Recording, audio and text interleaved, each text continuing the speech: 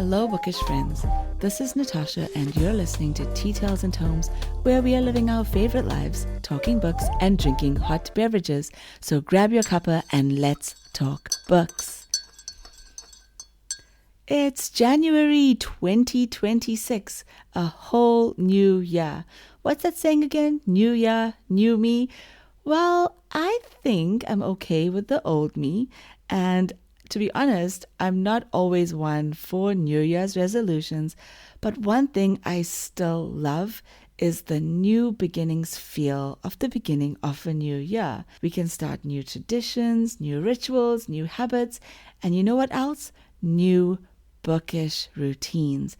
It all feels possible at the start of a new year, right? In the grand scheme of things, I guess January might be just a pretty arbitrary month, and you can really start new things literally at any point during the year, during your life. But still, there is something about this global New Year phenomenon, and I think that we can take advantage of that. As we step into a new year, I want to talk today a bit about creating bookish habits and routines that make your reading life and that of your children even more awesome this year. In doing this, I'm revisiting an older podcast episode, one pretty close to my heart and perfect for the beginning of the new year. It's also, very, very interestingly, the second most popular episode since the podcast began in March 2025. It's called Creating a Home Book Club Culture, No Homework Required. So this episode is filled with low-pressure ways to make reading part of the fun rhythms in your home, in your family, whether you've never done anything like this before, never read aloud to your child, have children who don't enjoy reading yet, or even children who can't read at all. I'm also going to chat about a few new things that we're trying out to get some great reading moments in our home, and these might be things that could work for you too in 2026. So let's get into it. We are hearing more than ever that despite global literacy figures showing a general upward trend, people reading for pleasure is not increasing in the same way. It means basically that fewer people are reading just for enjoyment. So when we link this to the fact that reading for pleasure is one of the single greatest enhancers of cognitive development, mental health, and empathy in both children and adults, it paints a very bleak picture. So even in my close circles, many children simply do not read for pleasure. Reading is the chore. It's the homework. Reading is the thing to rebel against in the face of Fortnite, iPads, and other screens. Reading is the chore, and the reward seems to be getting screen time. It's gotten so bad that I actually just read an article that said that the World Health Organization, together with various pediatric associations, have declared screens a significant health risk due to the scientific link that excessive screen time has with physical and mental health issues in children of all ages. Yeah, that's pretty scary, It's scary, and I think it's a little bit backward. But it's not unique to my family, and it's not unique to yours. It's where we are. We're here, though, a place in time where many things are competing for space in our lives, and screens of all kinds seem to be dominating for the most part. So screens are winning at all costs for the most part. From people sitting on their phones during family dinners, to putting on the TV the moment they wake up or when we get home, to kids gaming for the majority of the day. So here's the thing though, kids and adults, we love screens, yes, but we also love hanging out with the people that we love. We love going on adventures and trying new things. We love driving to new places and cycling, bicycling, walking, running, jogging. We love playing tabletop games or card games or imagination games with other people. We love listening to music. We will enjoy a picnic in the backyard. We love visiting new places. And we love reading books, especially if those books and those moments with books feel special to us.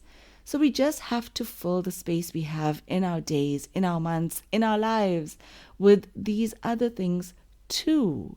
And when it comes to reading, we have to be very deliberate about it because it can very easily take a back seat to everything else. So how can we do that? So in the episode that I'm going to replay, I talk about that exact thing. But we'll get to that just now. So what are some of the things that we in the Tea Tales and Tomes home are doing this year? Number one, we have started the Read Aloud Revival. That's RAR's Read Aloud Challenge, which I will link to, which is a super simple challenge to read aloud to someone for 10 minutes every day. 10 minutes every day, 10 minutes only. So Keegan, both the kids and I have signed on to be part of this challenge. We have our charts on the wall to mark off when we have completed our 10 minutes for the day. And every time we finish 25 days, there is a reward. Now with the RAR challenge, it's basically just for January for 25 days of reading this year, but we've decided to extend it throughout the year. So there could possibly be a number of rewards every time 25 days of reading aloud for 10 minutes is completed. And these rewards are not huge, but they're very relevant for our family. And I will post the full list in the show notes. But they're simple things like a coffee date at a place of your choice, a new book, there's some financial rewards, choosing what the family has for dinner, an ice cream date, dessert of your choice, an activity of your choice. It's just such a great challenge because kids are quite competitive, and this is a great way to get the whole family involved in doing something that's actually going to help us build connections with each other. Just 10 minutes of reading aloud to someone. And yes, pets and stuffed toys also count. But why do we bother doing a read aloud challenge? Well, simply put, reading aloud is the easiest way to build connections with your loved ones, as well as with the books that we are reading. In short, it's the easiest way to create a reading culture at home. So both my kids can read now, and it really would be the easiest thing to just tell them to go and read. Let them continue on to their reading journeys by themselves, but without us making the time, 10 minutes only, to read aloud and read together, we lose that shared connection through stories. There are so many academic reasons as well for reading aloud. Naturally growing language, making difficult books more accessible to all ages, modeling what a reader looks like, and making reading relational and not isolating. And these are just some of them. I could go on, and will actually be focusing the next episode as to why we should be reading aloud to kids, even if they can already read for themselves. So some of the early learnings from this challenge. We're currently on day 16, and not everyone has done 10 minutes every day because sometimes people forgot. In any case, it's not tracked as a streak. It's basically once you get your 25 days, even if they're not exactly consecutive days, it's totally fine. You get your reward. It's not a challenge that's meant to make you feel bad about not reading. It's not meant to be punitive. It's meant to be rewarding. And the rewards are so much more than the rewards that we're getting in terms of the coupons, like a coffee date. Keegan is also part of the challenge, like I just said. And because we're sharing books that we all love, we're also learning so much more about each other. Like, for example, Keegan has chosen a childhood favorite of his, which is Around the World in 80 Days by Jules Verne. And it's the kid's first proper classic. So as he reads aloud, we are discovering how the language is so different and also not always easy. But the best part is that it's just 10 minutes, firstly. And we get to discuss about how books were written back then, how characters were described back then, how different it is to how things are written now. And for me, the most exciting part is that even when the timer for the 10 minutes goes off, the kids still want more. They want more of that story, and that is just brilliant. And it shows you the power of reading aloud. Also the power of a good classic. Another learning has been that even though Kai and Jazz are voracious readers, they actually do the thing that a lot of voracious readers do, Because they read to themselves, they don't always know how all the words are pronounced, because they're pronouncing the words in their minds the way they see them on the paper, which may not always be correct because, as we know, English is a completely nutty language. So as they read aloud, we can also correct them or talk to them about pronunciation. And these small corrections on these difficult words is actually so amazing. It's also building their confidence. From day 1 to day 16, they have come such a long way in their ability and their confidence to read aloud. And that's huge. And imagine how they will be after 25 days or after 50 days. So this is, I think, one of those challenges that is definitely worthwhile you adopting within your home, because, like I said, it's not punitive. If you don't do it, you're not getting punished.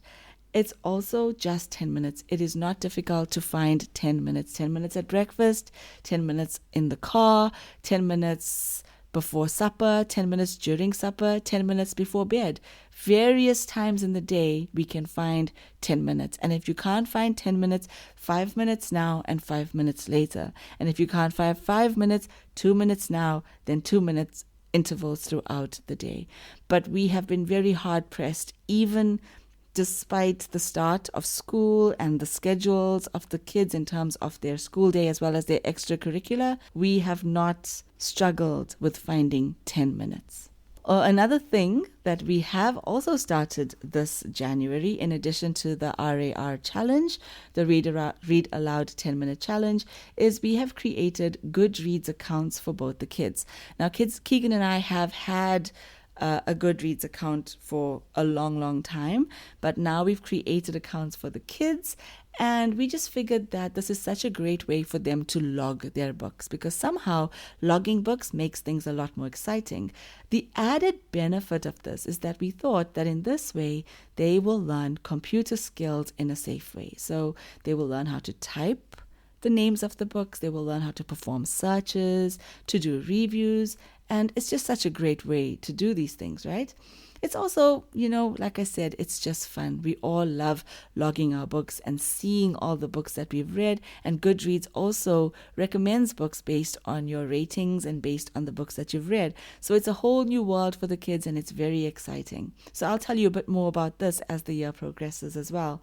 Lastly, so the last thing that we're doing this January is I'm going to be initiating a book swap or a book exchange at school with the voracious readers in Kai's school. So this idea came up because we are rapidly running out of shelf space, and books are also hella expensive. So if you have kids that read, you know that they go through books with lightning speed. Keeping up the demand for new stories is virtually impossible because books are expensive, and in our part of the world, libraries don't always have the best selections. So with the book exchange, I'm hoping that this means more opportunities to read different books without breaking the bank. I've chatted to some of the moms about this already, and I think the small, low-pressure bookish way to socialize is going to make reading even more appealing to kids. It's totally experimental, but I'm so excited to see how it goes, and again, I will let you know. So those are the only 3 things we're currently doing, but as the year progresses, I will definitely do a few more things, as I have already discussed in the Creating a Home Book Club Culture episode. So I'm now going to cut to that episode, because if you're struggling with how to get your very reluctant readers reading, or how to create a low-pressure home book club culture, how to get reading just part of the culture of your home, this is the episode for you. It's going to help you to do that without making reading feel like a chore, without making reading feel like homework. So please do enjoy, and remember that it doesn't have to look like the movies. It doesn't have to look perfect. Small steps will get you where you want to be. Also, don't forget to drop me a message on Instagram at Tea Tales and Tomes if you want any advice on raising readers, book recommendations, or even specific topics that you want me to discuss on the show. Here's the episode on creating a book club culture at home without homework.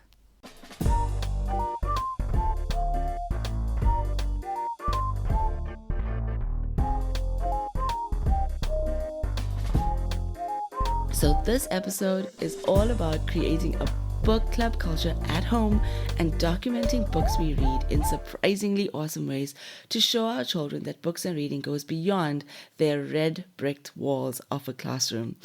I guess you're picturing something that sounds hella boring, suspiciously like schoolwork, and wondering if I, Natasha, am just sugarcoating homework with an Earl Grey scented podcast episode. Or maybe you think I've got two perfect little book dragons who spend all day reading, writing, and begging for more homework, right? Wrong. The truth is, you couldn't be further off. So last year, we joined the Jonathan Ball Publishers Kids Book Club, and it was a wonderful experience, in theory. Free books to read and opportunities for the kids to share their thoughts. But here's the thing. If my kids didn't like a particular book, getting them to read it, let alone review it, was like pulling teeth. A complete nightmare for me because we had an obligation to post a review. But sometimes they were just not into it. And honestly, I couldn't bring myself to fake enthusiasm for books that were sometimes at best average and at worst D and F territory. That did not finish in book speak. So no, my kids aren't just lounging around and discussing symbolism in middle grade fiction while skipping happily past the PlayStation. Come on, guys, they're typical kids. And I get it. Book reviews and book clubs don't exactly scream fun. Even as an adult who lives for books, I hate school-style book reviews. You know the ones. What's the theme of the story? Summarize the plot. Tell me what this meant. What was the author trying to say? Ugh, those questions always make me want to throw the book across the room, not talk about it or my experience reading it. They feel like an interrogation, and that is not what reading should ever feel like.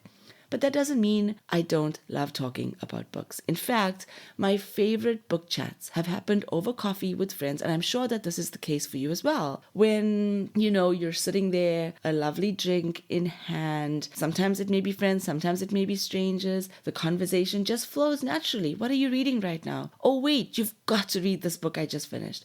It's informal, it's energizing, and it's real. And that is what I want to unpack in this episode. How can we make book clubs and book reviews feel less like homework and more like connection? More play, less pressure. More spark, less structure. Because when it's done right, the magic of book talk is undeniable for kids and grown-ups alike.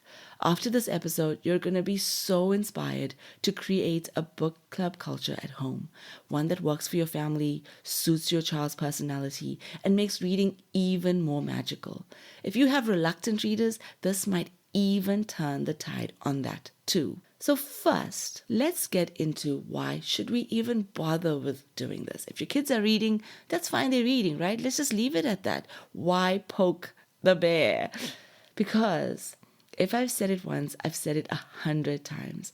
Reading isn't just about decoding words on a page. It's about connection, imagination, and conversation.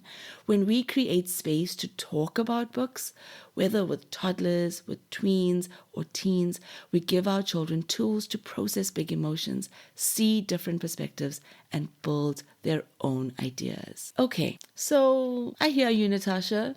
They do this at school, right? Why should we bother doing it at home? A book club culture at home doesn't mean formal meetings or assigned reading. It's about creating regular opportunities to read together or alongside each other, and then chat about it over tea, on a car ride, while baking cookies. It shows your kids that books aren't just for school, they're for life. I'm going to say that again. When we create a book club culture at home, it shows our children that books are meant to be cherished, that books aren't just for school, they're for life. It's about those moments when you pop into a cafe and see scones and your kids immediately think about the famous 5 mystery that they just read, which centered baking scones by the main characters, buying the scones and enjoying the treat while talking about the story or mysteries in real life, or not talking at all. It's about when our kids have difficulty making friends and then reminding them about Hyacinth from The Vanderbeekers by Karina Yan Glaser, also learning to find strength in her introversion and seeing it as a superpower. It's about comforting a friend who has lost his dad, remembering that we are all connected to everyone we love by invisible strings, even if we can't physically see that person anymore, just like in Patrice Cost's amazing book, The Invisible String. In all those moments, bookish friends, you are crossing the barrier from being a parent and entering your child's world, dwelling in that world for a little while and getting a wonderful glimpse into their hearts and minds. So that's why this is important. That's why that book club culture at home is so much more than just, did you read that book? So here's the Cliff Notes version without all my bookish references and my emotive reasoning. That book club culture is going to strengthen bonds because shared stories equals shared memories. Reading together or just chatting about books releases oxytocin, the same hormone linked to trust and attachment. That means reading together and talking about books can literally make you feel closer as a family. It's also going to boost your child's comprehension because talking about books helps kids understand and retain what they've read. Studies have shown that when children talk about the books that they've read, it strengthens both language development and emotional regulation. The conversations we have about characters, problems, and endings help build neural connections and vocabulary, even more so when books are discussed naturally rather than in structured test-like formats. It also is going to help to grow empathy because they are walking in someone else's shoes while they read the story, and then when they chat to us, we're helping them to relate this to real life situations, real life people. How amazing is that? And lastly, a home book club culture will help with encouraging critical thinking because even the youngest kids can have big ideas when we ask the right questions. We're going to take a little break, and when we come back, I am going to talk about how exactly do we build this book club culture at home without it seeming like school, without it seeming forced, and without it being one more thing for us to do as parents when we already have a million things on our to-do list.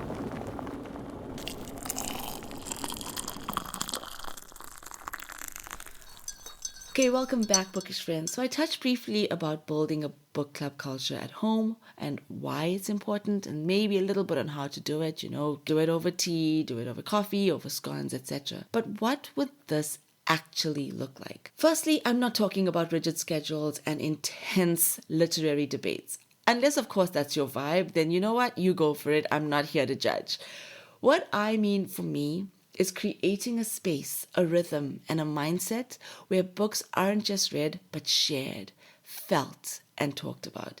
Your aim here, strike that, our aim here is to make reading communal, almost. So all humans want connection, and this is especially so for children of all ages, even those grumpy hormonal teens. When we create a cozy book club culture, it is such a powerful way to bring people together, especially if it is a bucket filling exercise and not one that is bucket emptying.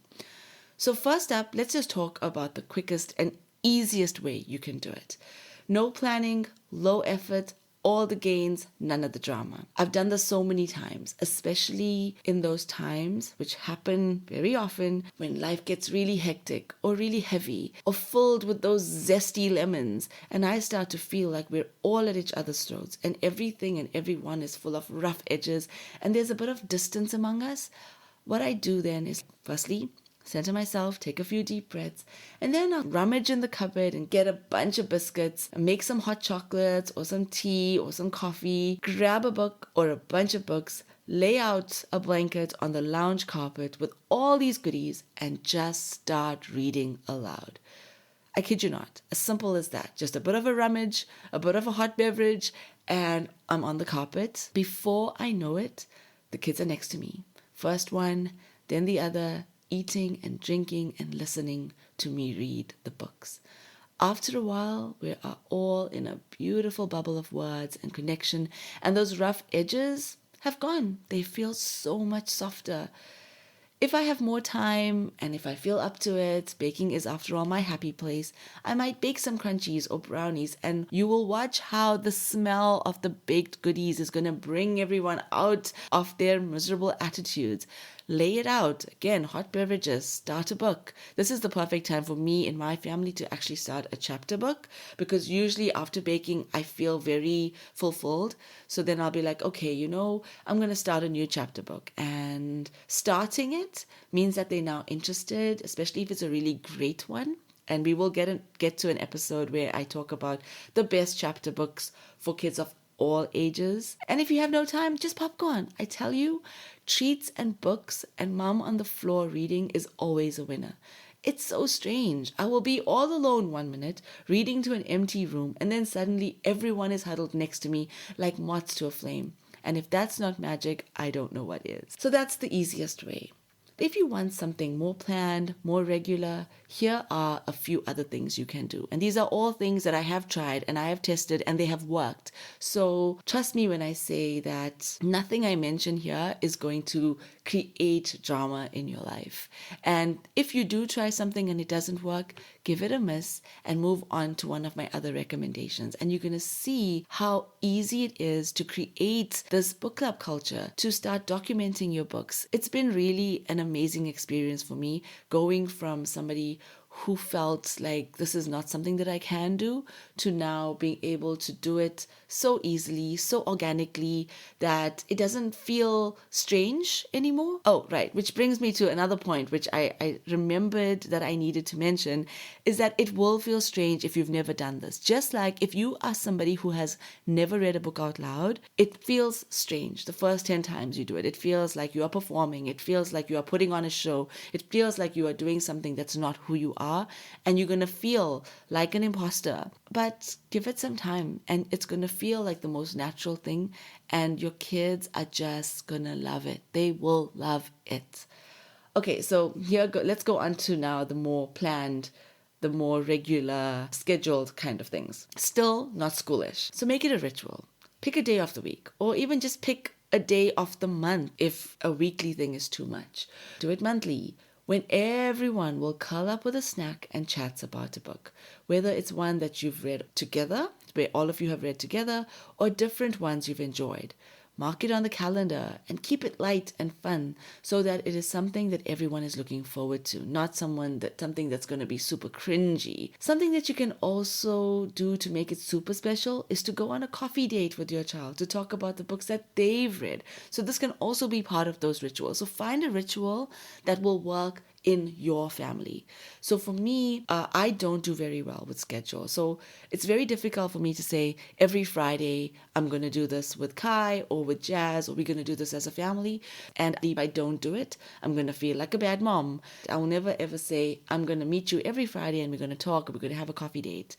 So what works for me is if there's ever a time, and there often will be, there'll be at least 2 or 3 times in the month where if I'm picking up Kai from school, we will have a little bit of time. We will literally pop over to a nearby coffee shop and I'll just casually mention a book as we're walking there and grabbing our hot drinks. I'll mention a book that I am reading and what I think about it. So I'll be like, I just started this book and it's called Everything You'll Ever Need is in the Library. This is an actual story.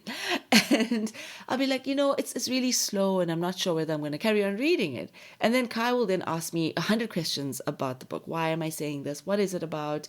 And we'll start talking about it. And then suddenly we start talking about something that he has read recently or is currently reading or that we have read together. And I'll talk about what I felt about it or what he felt about it.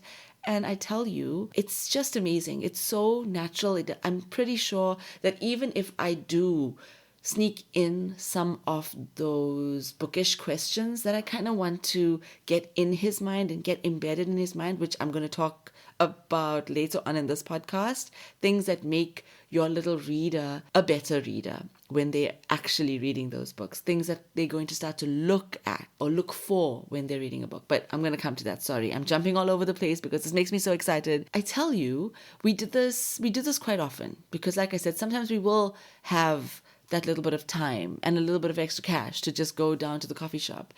And it's so nice because in addition to us talking about the books, this is when Kai will open up about something that happened at school because it may tangentially relate to something that we are talking about or an interesting idea that he has had. And then I get to be so immersed in this conversation, in his ideas, that it really is an amazing bonding experience that even though in a way I've kind of contrived that it's going to happen because I know that when I picked him up, I'm going to have this coffee date. And I think at this stage, because it's happened often enough, that he knows it's going to happen too.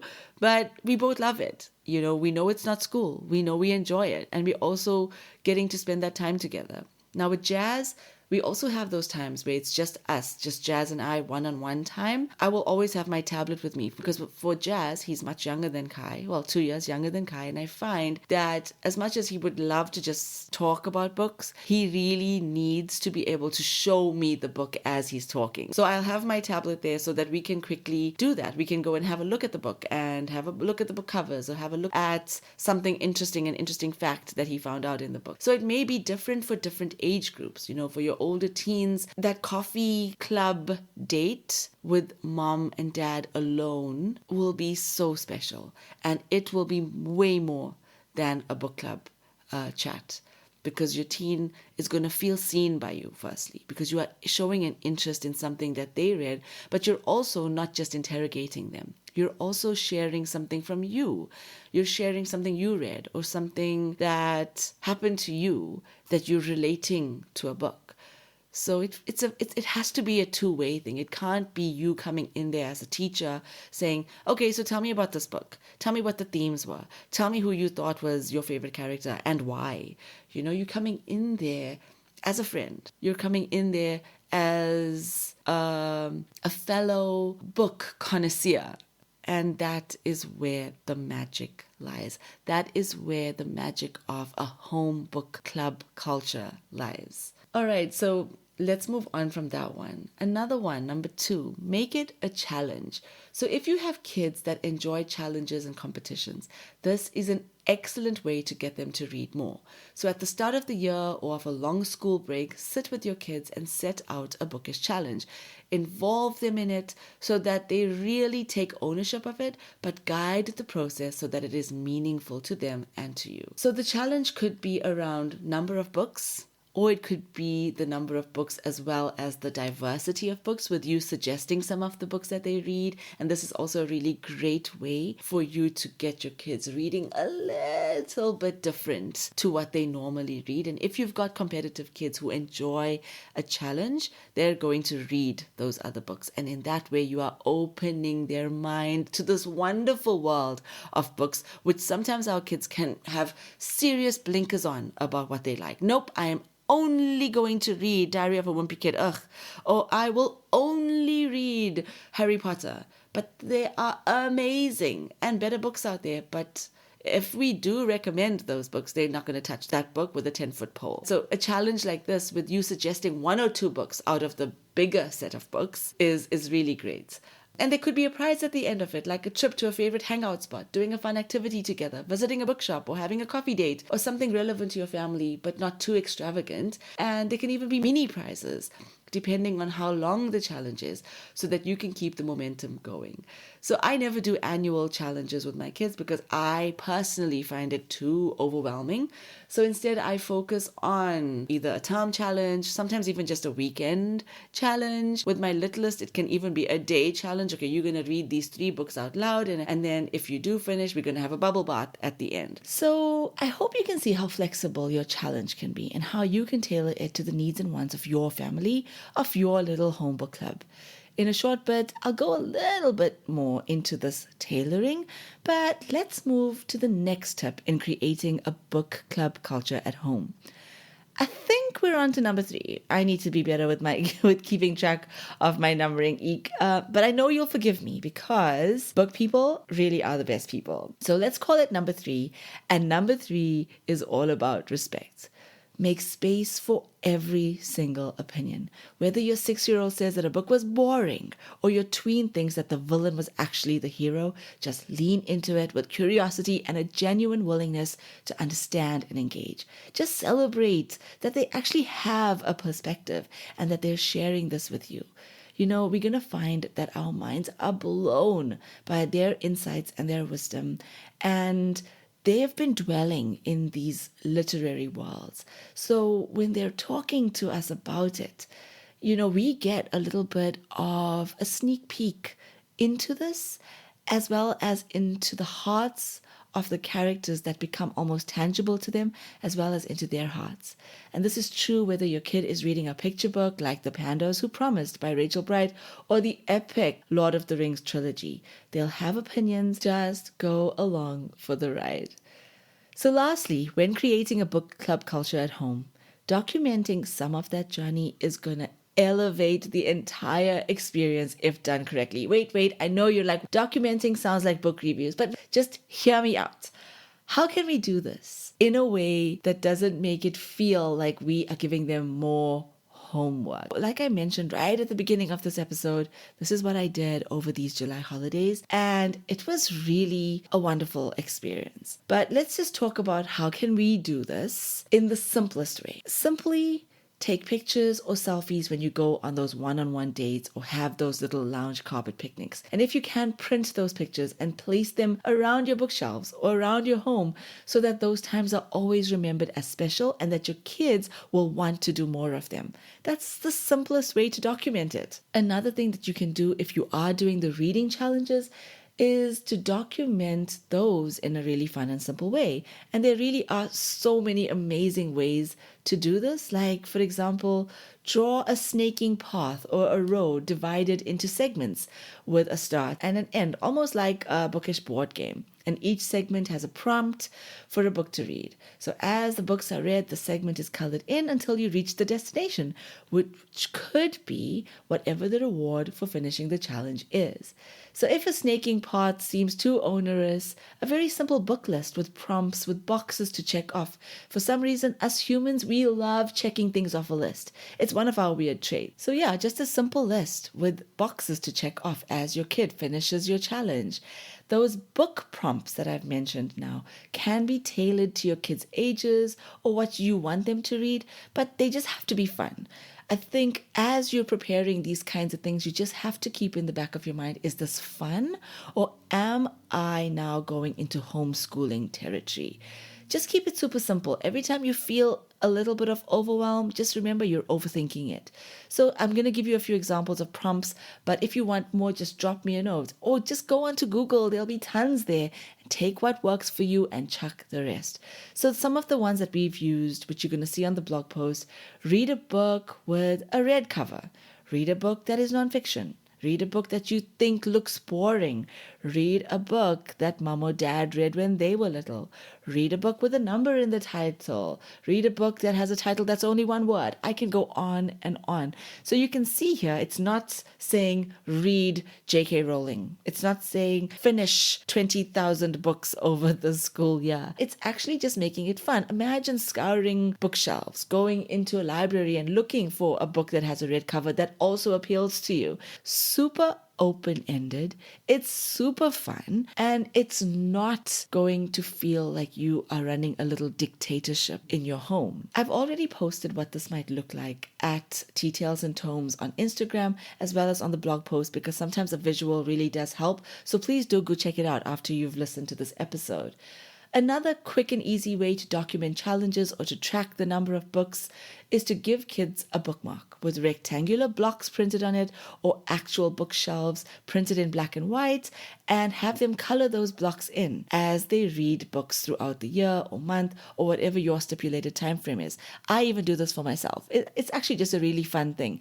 All you need is some crayons or felt pens, some color pencils, and here you have a bookmark. So it's really, really practical, and you're busy doing something at the end. So it's a way of checking boxes, but in a really, really fun way. Lastly, about documenting it, review the book, but make it fun.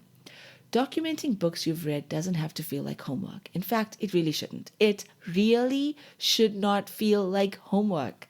I've tried a few ways to get the kids interested in noting what they're reading, even creating their own story graph or Goodreads accounts, and nothing has really taken off, except for what I'm going to mention now. It's been a real trial and error exercise for me, and I truly found something that has worked so brilliantly. For me, what was it?